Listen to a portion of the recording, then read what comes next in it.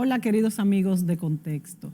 Amigos, hoy, después de un año, volvemos a hablar del tema de la Organización Mundial del Comercio, de la OMC.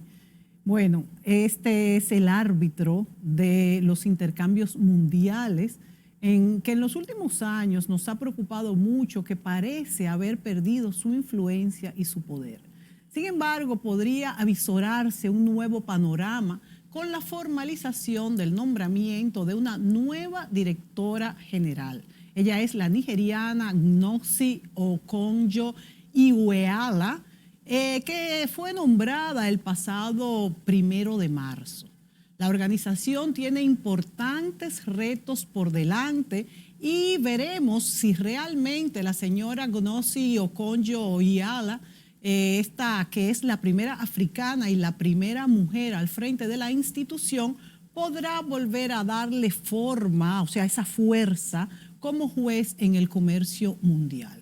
Amigos, recordemos que esto ocurre después de largos meses de espera por el impasse entre las partes, especialmente por el veto de los Estados Unidos bajo el gobierno de Donald Trump. Así, la OMC vio cómo las principales potencias entraban en una carrera comercial que llegó a una guerra sin ninguna posibilidad de mediar como organización.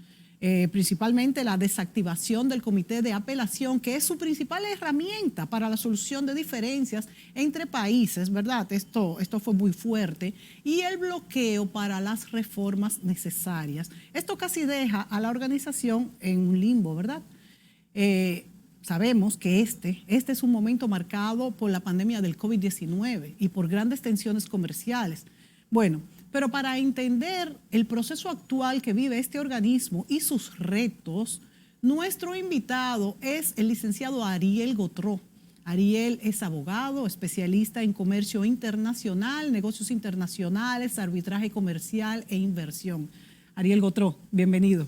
Muchas gracias, Mónica. Contento de poder compartir en este escenario después de mucho tiempo. Después de mucho tiempo, porque, señores, es que la pandemia nos alejó a todos. La pandemia nos alejó a todos y también alejó a la OMC, a la Organización Mundial del Comercio, de una solución a todos estos problemas que tiene. Entonces, yo le pregunto a Ariel Gotro, Ariel, ¿cómo describirías este momento que vive la Organización Mundial del Comercio? Y si tú crees que bajo este escenario actual podrá recuperar su labor de rectora del comercio entre los países, principalmente con esta nueva directora y con estos datos peculiares, porque también la nueva directora tiene un currículum muy importante, fue en el Banco Mundial, de hecho, casi llegó a ser la directora, presidenta del Banco Mundial, o sea, quedaron ella y otra. De manera que tiene un currículum muy calificado. ¿Qué crees tú que va a pasar? ¿Podrá impulsar las reformas necesarias a tu juicio? Sí, Mónica, fíjate, ciertamente la Organización Mundial del Comercio ahora mismo se encuentra en una encrucijada, ¿no? Ante un nuevo paradigma, por decirlo así. Es una organización que tiene 25 años de formada. Es una organización que ha venido siendo puesta a prueba de manera sistemática y bueno, es una organización a la cual se aboca ahora una serie de reformas y de cambios estructurales. Sí. O sea, vivimos ya en la economía digital, en la cuarta revolución industrial, donde probablemente la estructura, los acuerdos y hasta el propio fin de una organización propia del siglo XX, pues debe actualizarse.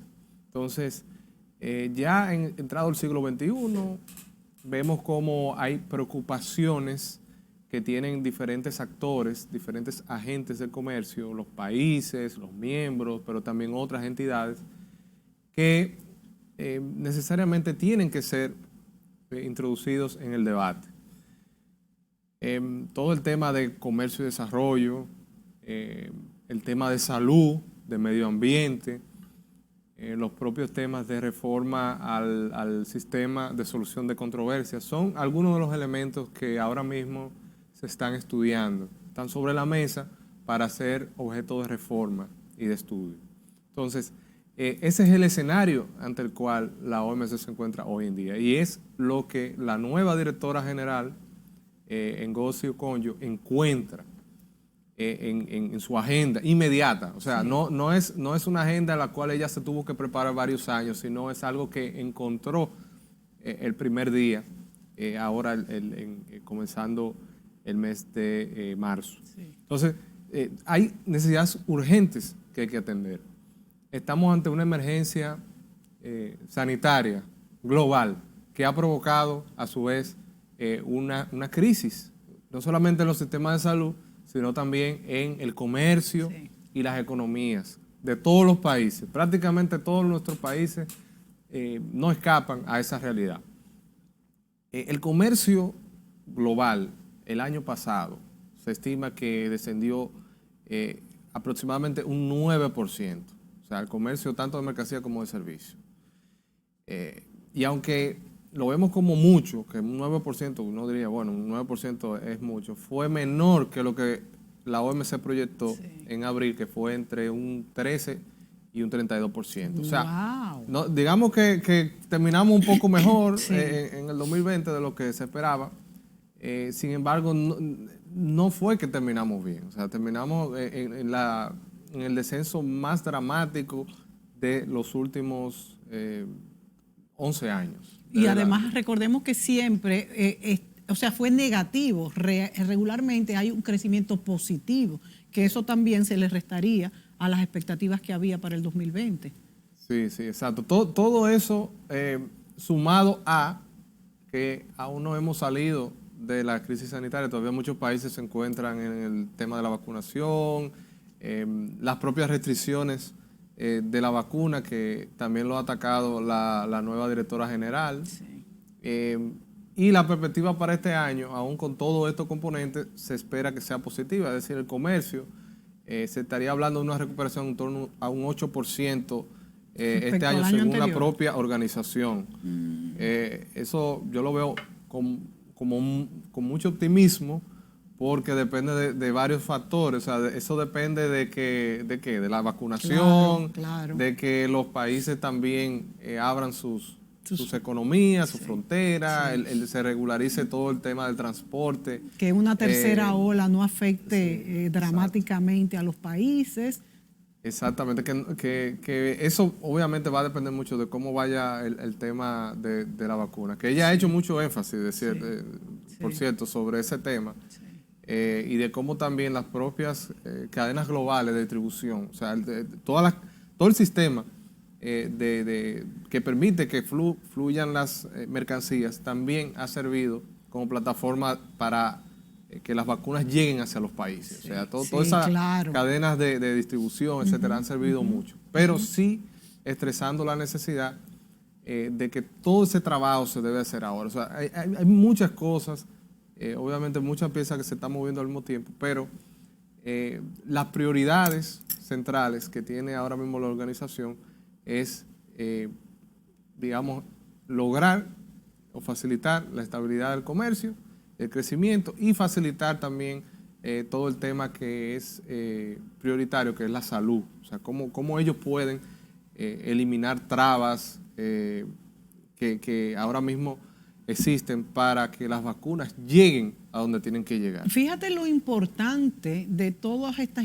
intríngulis, estructuras, redes comerciales, que en el caso, como tú muy bien señalas, Ariel, todo este transporte, negociación de la vacuna se basa en esta plataforma ya existente, en la que la OMC tiene mucho que ver. Es para que ustedes vean cómo esto va mucho más allá de lo económico y se monta en lo que es una solución sanitaria para el mundo entero. Entonces yo te pregunto, Ariel, cuando la nueva directora, la nigeriana Okonjo, habla de estas soluciones a corto plazo en el tema de salud, ¿qué puede hacer la OMC? ¿Qué está en sus manos respecto a, bueno, la reactivación del comercio, a que lleguen las vacunas, esa agenda inmediata, porque me imagino que se tienen pues una agenda a corto plazo, una a mediano plazo y una a largo plazo, pero la a corto plazo es salud, las vacunas, para poder entonces abordar las otras agendas que queremos hablar contigo y discutirlas aquí. Pero ¿hay ya algún protocolo estudiado, propuesto? ¿Qué se ha hablado sobre esto? Sí, la organización puede contribuir a facilitar lo que es el acercamiento del diálogo de los países y de los miembros. Sí han hecho énfasis precisamente en que los países dialoguen para reducir el nivel de requisitos, por ejemplo, requisitos técnicos, digamos, el despacho rápido de las mercancías, de las vacunas específicamente, y otras trabas y permisos que son necesarios, que en circunstancias normales se requieren, porque estamos hablando de productos que son para el consumo y el uso humano, que necesitan tener, por ejemplo, el registro sanitario, el registro de propiedad intelectual y todo eso. Entonces, ellos han creado las condiciones, o quieren crear las condiciones, para que esos mecanismos se relajen un poco y entonces las vacunas puedan llegar más rápido hacia su destinatario final, que son las personas. Entonces, han contribuido. Ahora bien, esa labor también requiere de la participación activa y la colaboración de los países, que son los países que son los miembros de la OMS. Y de la OMS también, la Organización Mundial de la Salud, ¿tiene algún vínculo en este caso con la Organización Mundial del Comercio? Sí, ellos han ido trabajando también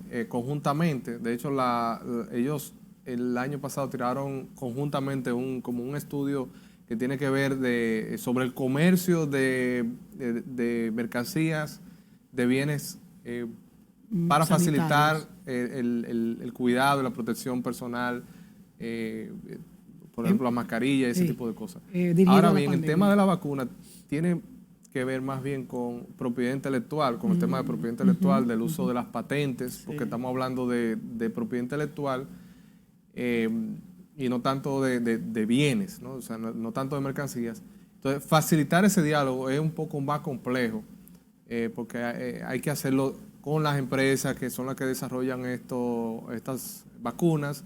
Hay que obtener los permisos, las patentes, hay que dialogar con esas personas. Entonces, esa conversación es la que ahora mismo está un poco complicada. La OMS puede ayudar siempre y cuando las partes entren en ese diálogo. Inclusive, Ariel, muchos especialistas o estudiosos del comportamiento humano se han quejado que ante una crisis sanitaria del tipo de la que vivimos, la diplomacia incluso no haya podido llegar más lejos y tratar o propiciar que los países, principalmente pues los que han logrado la vacuna, no se unan en vamos a decir, una canasta de vacunas. Bueno, se ha hecho con el COVAX, pero esto es para la repartición. Lo que se ha criticado es que no se unan para liberalizar estas patentes y que otros países puedan comenzar a fabricarlas. Hay muchos intereses económicos envueltos, políticos. Esto no es tan sencillo. De hecho, creo que nunca se ha hecho, ¿verdad? Con una propiedad intelectual de un medicamento, unas vacunas así. Sí, el tema también es las restricciones a las exportaciones. O sea, el uso de las patentes y la licencia es una parte y que impide, ¿no? Que impide que los países que no producen localmente la vacuna pues tengan esta situación, pero también es las restricciones a las exportaciones. O sea, digamos que probablemente la OMC está más concentrada en su trabajo en todo el tema de la restricción de las importaciones. O sea, casi no se ve el tema de que cómo que los países van a prohibir las exportaciones. Sí. Ellos sí han tenido en los últimos años inclusive algunas controversias que tienen que ver con restricciones de exportaciones de ciertos componentes clave, pero en este caso estamos hablando de una emergencia, no es una situación normal. Claro. Estamos hablando de una situación en la cual hay por decirlo así, una urgencia de tener un bien que es primario, que es necesario para la salud y para la vida de las personas. Entonces, algunos países que son los que fabrican estas vacunas, sí lo han podido utilizar hasta de cierto punto como una estrategia de diplomacia. Sí. Se habla de las diplomacias de las vacunas. Pero lo cierto es que hoy en día vivimos también en Pero un la han mundo... utilizado ofreciendo y regalando algunas vacunas, pero no dando su fórmula. Todavía no hemos llegado a eso. Sí, no, exacto. No han facilitado el tema de la fórmula, porque eso depende de la propiedad intelectual. Exacto. Pero también hay que tener en cuenta que a pesar de que hay países que tienen vacunas, ¿no? Inclusive podemos hasta llamar la vacuna de tal país, de tal país. Sí. Hay una relación de interdependencia, aún con ese tema de que la vacuna es de un país de otro. Hay componentes clave de todas las vacunas, no solamente de la del COVID, que provienen de ciertos países. Por ejemplo, Chile. Chile tiene una resina de un árbol que es vital para todas las vacunas. O sea, para digamos, un componente que llevan las vacunas. Entonces, ¿qué ha hecho Chile o qué pueden hacer otros países que tienen ese, digamos, ese poder de negociación? Ha logrado hacer con como esos un países, intercambio. sí, exactamente, un intercambio para ellos tener vacunas. De ahí que Chile esté tan adelantado en la vacunación. Entonces, fíjense que nada es fortuito. Porque si no le facilitan la vacuna, entonces ellos no facilitan tampoco ese componente necesario, que solamente lo tienen ellos ahora mismo. Y entonces se retrasa también la producción. Señores, pero fíjense que nada es sencillo. Fíjense cómo evaluamos así rápidamente, que Chile lo ha hecho también, pero no sabíamos esta parte. Por eso siempre yo digo que nuestro país hasta ahora ha estado muy, muy bien con lo de la vacunación. Hemos tenido vacunación, ahora mismo estamos en la segunda dosis. Se dice que se abrirá muy pronto ya a todos los que faltan. Y la verdad es que cuando llegaron esas primeras vacunas, yo llevé a mis padres a vacunarse, aquello fue emocionante cuando yo les pude, bueno, todos tomamos la famosa foto vacunando a nuestros padres. No sé si tú lo hiciste también, Ariel. No pude hacerlo. No lo pudiste hacer. Vacunado, sí. Pero eso fue muy emocionante realmente. Vámonos a la pausa, Ariel, y me gustaría que tú le explicaras a los amigos televidentes, básicamente en 4 o 5 lineamientos, cuáles son los principales retos de la actual OMC para recuperar esas fuerzas como árbitro mundial en el comercio de bienes y servicios. Volvemos inmediatamente.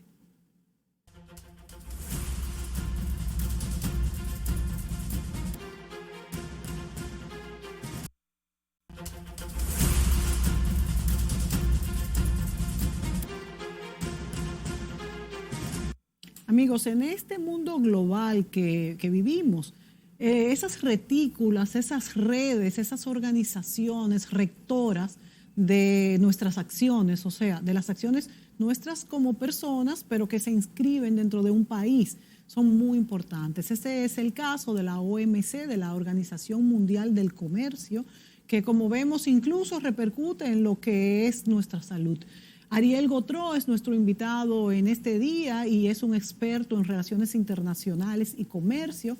Y yo le preguntaba en el segmento anterior, Ariel, ¿cuáles son esos lineamientos, podríamos decir, que tiene que cambiar, que tiene que revisar la OMC para tomar su fuerza como rectora del comercio mundial? Y tú has hablado también de un comercio digital, de un comercio moderno. Tuvimos muchos escollos en los 2 últimos años en cuanto a la OMC. De hecho, yo te pregunto, la nueva directora pudo ser elegida después que el presidente Joe Biden en los Estados Unidos toma el poder. ¿Por qué si la nueva directora, Noxie Okonjo, es una mujer con una hoja de trabajo, ministra de Comercio en su país, funcionaria creo que fue por 25 años en el Banco Mundial, que casi llega a la presidencia del Banco Mundial, educada en los Estados Unidos? ¿Por qué entonces Donald Trump le cerró el paso ante la contendiente? Era norcoreana, ¿verdad? Surcoreana, sí. Perdón. Uh-huh. Pues, ¿qué pasó ahí? Sí, bueno, comenzando por lo último, ciertamente la administración pasada de los Estados Unidos tuvo una serie de situaciones o de cuestionamientos a lo que fue la organización, comenzando desde su propio inicio, ¿no?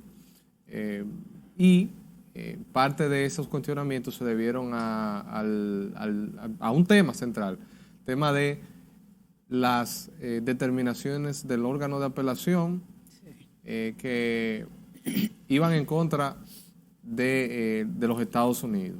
O sea, eso es lo primero. Hubieron varios casos, sí, en cierto sentido, en los años anteriores al 2016 y también en los primeros 2016, 2017. O sea, fallaron en contra de Estados Unidos, los sí, últimos. Y sí, por fallaron, pero también hubieron otros casos donde Estados Unidos ganó. O sea, realmente cuando lo sumamos, en ese mismo periodo Estados Unidos ganó más casos. Entonces, de lo que perdió. Solamente, bueno, para que tengan esa parte, ese contexto. Precisamente con ese, digamos, con ese nuevo tono que vino la administración, pues le fue restando ciertos apoyos. Lo último fue el no validar, por decirlo así, los nuevos miembros del órgano de apelación, porque el órgano de apelación de la OMC es un órgano permanente por 7 miembros, está compuesto por 7 miembros, pero tienen un mandato temporal, entonces se le iba agotando su mandato y tenía que ser repuesto. Entonces, para ser repuesto necesitaban el consenso, o sea, consenso de que todos los miembros de la organización deben estar de acuerdo. Y entonces, si hay uno que no está de acuerdo, no pasa. Entonces, poco a poco se fueron, por decirlo así, se fueron retirando, se fueron quedando solos. Y quedó desarticulado el órgano de apelación, quedó prácticamente inoperante.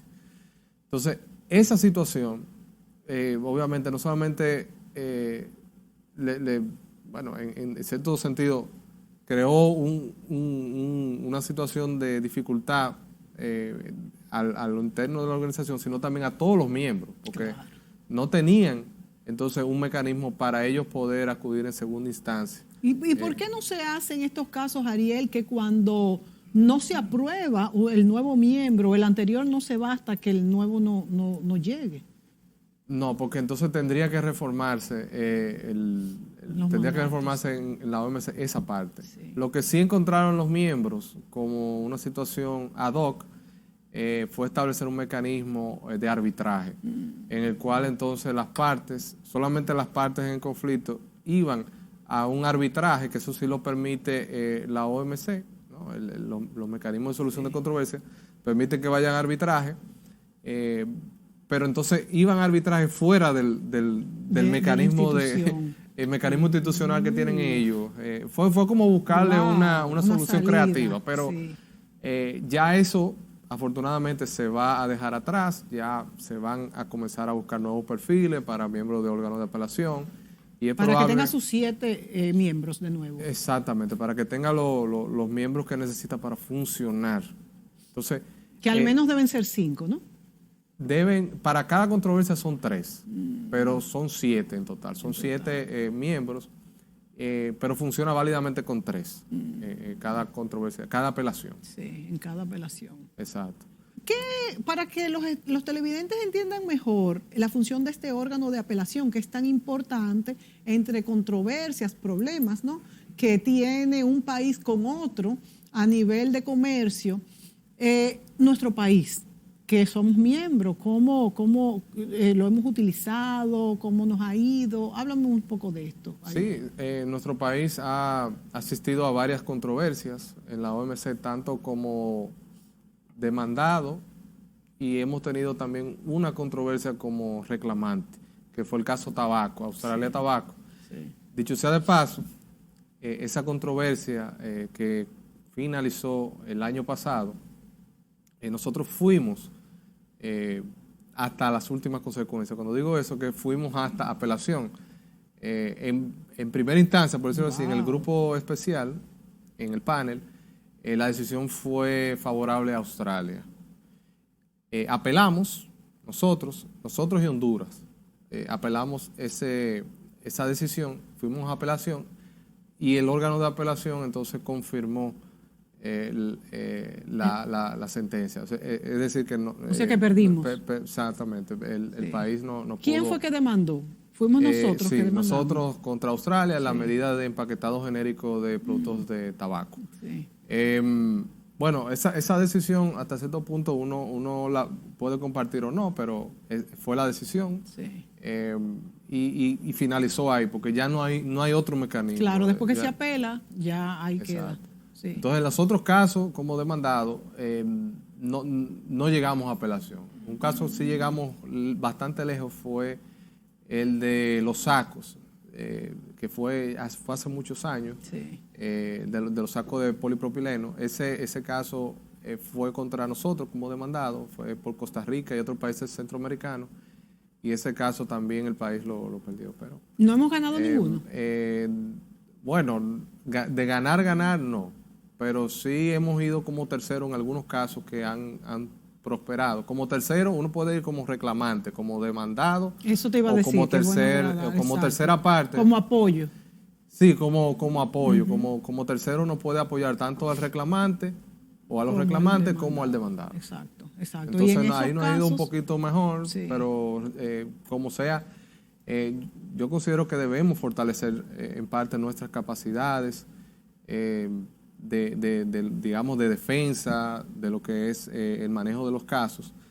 De hecho, yo me paso mucho tiempo estudiando los informes y demás, y los países que le han ido mejor en la OMC son aquellos que preparan, que forman un personal, un equipo de defensa permanente, y también no solamente para el tema de defensa en los casos, sino para el tema de defensa comercial en sentido general. O sea, hay países que le ha ido muy, muy bien y han defendido sus posiciones y sus intereses comerciales porque precisamente han mejorado sus capacidades de solución de controversias. Ahora bien, Ariel, ante esto que tú cuentas, ¿verdad? Que tenemos que prepararnos para la solución de controversias y saber defender un expediente.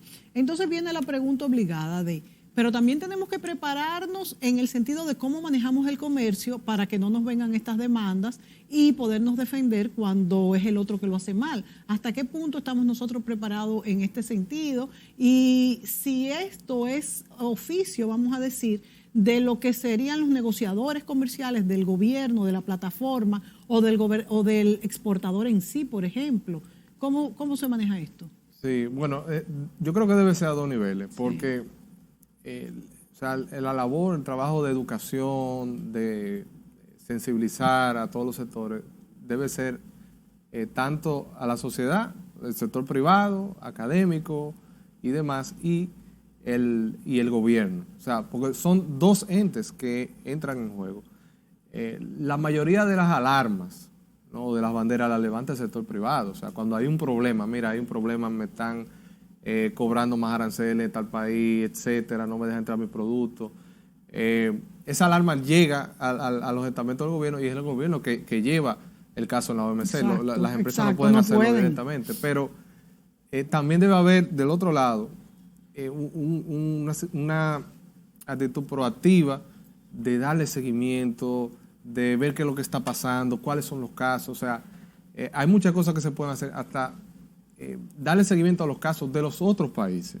Para tomarlo como experiencias. Exacto, porque hay otros intereses comerciales que probablemente tú no lo puedas ver, pero cuando tú te acercas y ves una controversia, ves una disputa, tú te das cuenta, bueno, mira, en esta controversia de estos dos países, sí, hay un interés comercial que yo tengo, aunque no voy a demandar o no vaya a demandar al otro, puedo estar como tercero, claro, o puedo ver qué es lo que está pasando, porque mañana, no sé cuándo, puede que yo tenga un interés y tenga que intervenir. Entonces, debe ser una actitud proactiva. Claro, pues antes de. Y entonces, Ariel, ¿cómo es que esto funciona? Si yo como empresa, tengo una empresa que, qué sé yo, comercio, bueno, por decir, con China, y yo tengo algo que encuentro que no me respetaron los acuerdos comerciales, entonces yo acudo a la OMC, pero a través del gobierno, porque es el país, no es el exportador privado. Entonces, ¿quién asume esos gastos? Esa es una muy buena pregunta, porque Es uno de los principales, diría yo, escollos como conocedor de esos temas, el financiamiento, porque llevar un caso tan largo, ante la OMC, a pesar de que el foro en sí es, entre comillas, gratis, o sea, los paneles, el órgano de operación, todo eso lo paga la OMC, no lo pagan las partes, como un arbitraje. A pesar de todo eso, los abogados, los escritos, las evidencias, los estudios, o sea, yo que trabajé en el caso de tabaco, yo sé lo que es eso, o sea, se hacen estudios científicos, Exacto. se prepara evidencia, se buscan abogados, firmas de abogados internacionales, expertas en derecho de la OMC, Exacto. en esos casos, Exacto. que cuestan millones de dólares. Entonces, por eso es importante estar aliado con el sector privado. El sector privado, que de hecho, eso no es digamos, un misterio o algo desconocido. En muchos países el sector privado financia o facilita lo que es la parte financiera para que los países puedan llevar los casos. Lo hacen en muchos países. ¿En nuestro país es así? En ocasiones sí, en ocasiones en nuestro país también así, aunque también hay situaciones en las cuales el gobierno puede actuar para defender un sector sensible, ¿verdad? Si es un sector que no está organizado, sí, o no tiene esa capacidad financiera, entonces el Estado puede, bajo un interés de proteger a ese sector, puede intervenir. ¿Qué aporta cada país miembro de la OMC? ¿Qué aporta económicamente a la institución? Bueno, están las cuotas de los países que se deben cumplir. ¿Son proporcionales a qué esas cuotas? Son proporcionales a la economía, nivel de desarrollo. Por ejemplo, los países en desarrollo, como nosotros, y los países menos adelantados, tienen un tratamiento especial. No solamente en términos de cuota en la OMC, sino también en términos de facilidades de implementación de los acuerdos, facilidades en los procesos de solución de controversia, plazos más largos para cumplir con los compromisos.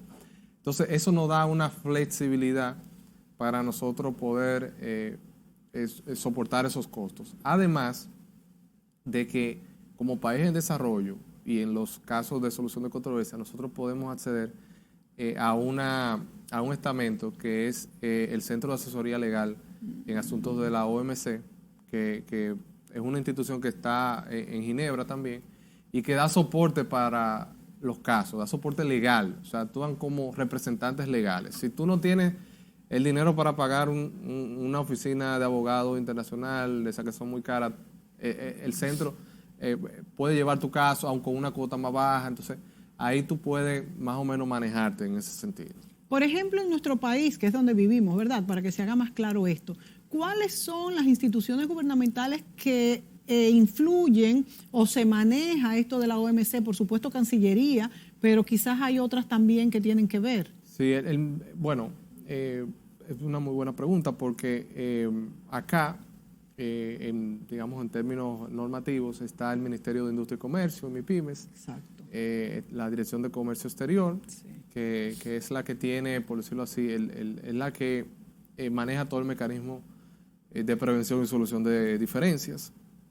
Ellos también manejan no solamente casos tipo de OMC, sino de arbitraje de inversión y los casos que van bilaterales entre los acuerdos comerciales. Entonces, es un estamento muy importante y es el que lleva, por decirlo así, el día a día de estos casos, con Ministerio de Relaciones Exteriores y con otras instituciones temáticas, ¿no? Porque hay temas de controversia, por ejemplo, una controversia que tiene que ver con agricultura o alguna otra controversia que tenga que ver con otro tema, con propiedad intelectual, pues ahí te llaman a UNAPI o te llaman al Ministerio de Agricultura, sí, que también intervienen en los casos, dependiendo de la materia. Sí, exacto. Ariel, la doctora Ngozi Okonjo-Iweala, es bastante difícil de pronunciar, ha hablado de que ella promoverá un comercio más justo entre los partners, o sea, entre todos los miembros. Y he visto que ha añadido que no sea solamente para los países principales. Nos vamos a la pausa y me gustaría saber, ante esa aseveración, ¿verdad?, Eso quiere decir que ha estado dominada por los países más fuertes, quizás los que más invierten dinero, y los países más débiles, nosotros, por ejemplo, una isla pequeña, no tenemos tanta fuerza. ¿Cómo es y qué es lo que se quiere lograr? Volvemos inmediato.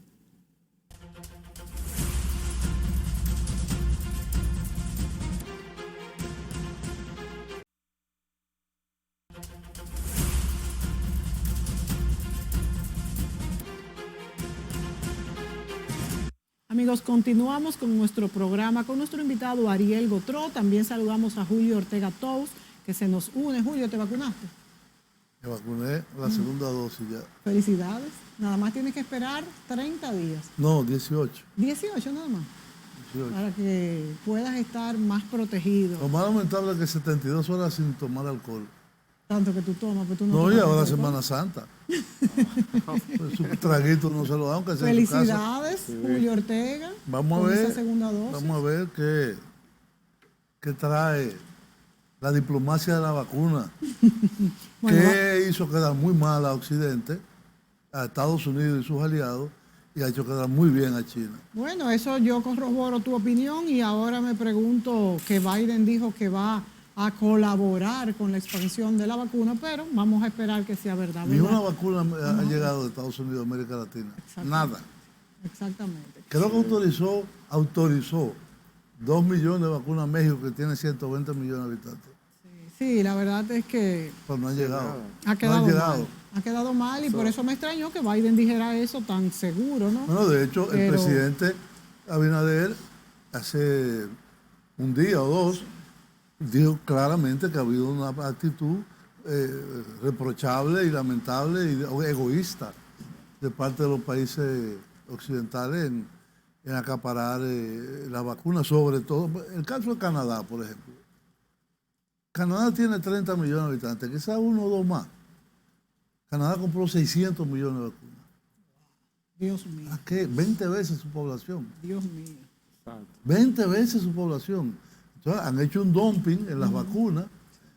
Los países desarrollados tienen menos de un 15% de la población mundial y tienen el 85% de la vacuna.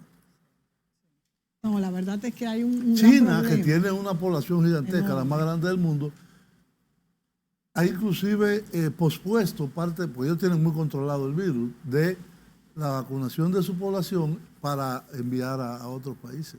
Chile ha sido básicamente con vacuna china. Nosotros, Colombia, hay muchos países donde están comprando las diferentes, porque no solamente es una, son varias, Sinopharm, Sinovac. Yo lo que espero es que sigan llegando las vacunas porque El hasta ahora, compromiso de gracias a China Dios, es 8 millones con sí, nosotros. y ya se supone que va a venir otro millón próximamente. Sí. Esperemos que llegue rápido. Bueno, Julio, continuando con el tema de la OMC, yo le preguntaba a Ariel en el segmento anterior qué tan equitativo es el trato entre los países miembros, ya que la nueva presidenta, la nueva directora de la OMC ha dicho que va a trabajar en lo que es el trato igualitario, o sea, que no solamente los países rectores, o no rectores, porque se supone que no hay rectores, sino los países más grandes, los que más aportan, se queden con los beneficios en cuanto a en una controversia, pero se supone que tienen un trato igualitario. Entonces, ¿a qué se refiere y qué es lo que hay que reformar en este caso? Sí, ella se refiere a varios puntos, sobre todo el tema propio de la reforma, ¿no? Porque, como comentaba antes, es una organización que se ideó, se diseñó en el siglo XX, respondiendo a necesidades de ese contexto, y ya en el siglo XXI encontramos, por ejemplo, donde ya la mayoría de los países en desarrollo, que en ese momento eran países pobres, muchos de ellos, incluyendo China, la India y demás, ya son países con economía que se le llama emergentes. ¿No? Países emergentes ya son países que han superado la barrera de la pobreza. Y, Bueno, la India no. Exacto, todavía le falta China, un poco. China un poco más, pero la India Sí. todavía no. Exacto, probablemente la pobreza extrema sí, pero lo que quiero decir es que todos esos factores ahora mismo es lo que la nueva ADG tiene en cuenta, ella viniendo también de un país y de un continente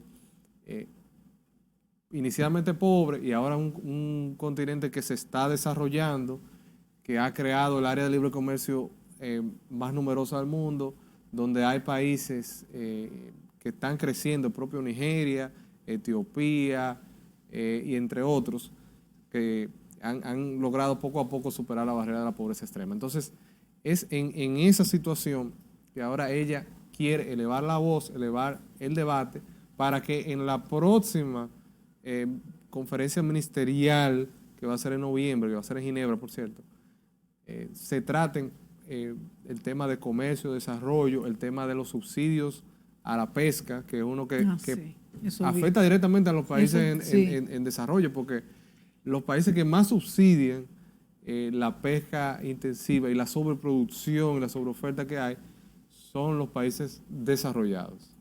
Y es probable que ese acuerdo esté listo, porque eso es en noviembre, o sea, es probable que de aquí a allá se llegue a un acuerdo. Nosotros tenemos representantes en esa conferencia de noviembre. El ministro de Industria y Comercio, que es el que representa al país. Bueno, el ministro de Comercio, como le dicen, y también la Cancillería, que tiene todo el área de negociaciones comerciales. Pero la importancia de la OMC, yo creo que hay que poder ubicarla en un proceso muy largo de integración, vamos a llamarle, no voy a decir de desgravación, de integración del comercio mundial, que va más allá del siglo XX, va al siglo XIX inclusive, pero que se ideó al salir de la Segunda Guerra Mundial.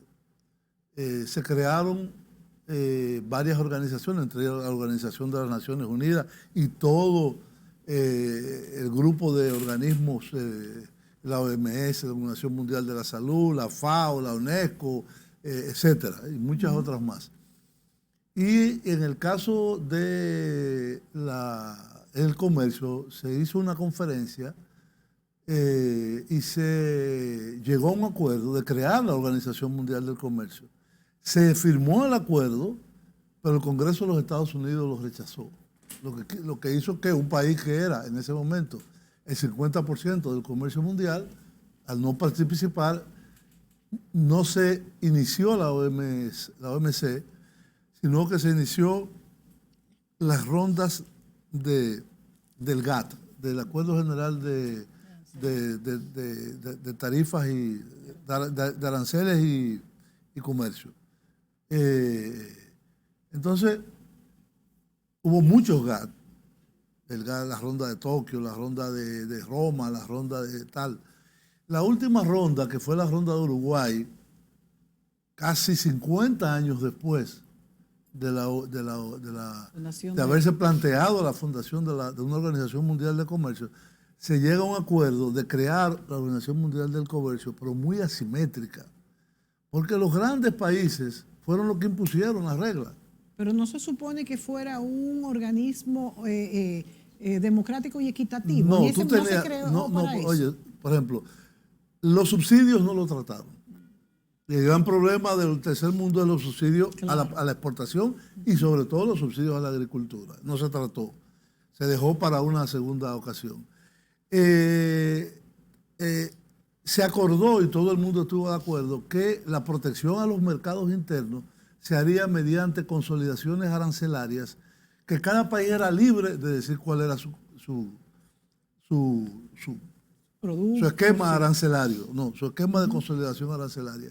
Por ejemplo, nosotros, la República Dominicana, es un error muy grave que cometimos en aquel momento, en el año 94, llevamos una consolidación de 40% de arancel máximo para todas las partidas arancelarias. Un disparate que cometimos. Tú tienes países que te voy a decir, como la Unión Europea actúa como si fuera un país. Japón, Estados Unidos, que llegaron, por ejemplo, Japón en el arroz tiene arancel de 600%. Wow. Estados Unidos igual. No es que lo aplica, sino se llama arancel consolidado. Es decir, yo puedo llegar hasta eso. Entonces, después de ello, se comenzó a negociar un trato más igualitario en el tema de los subsidios agrícolas. Ahí vino la ronda del desarrollo, la ronda Doha, que fracasó todavía el día de hoy.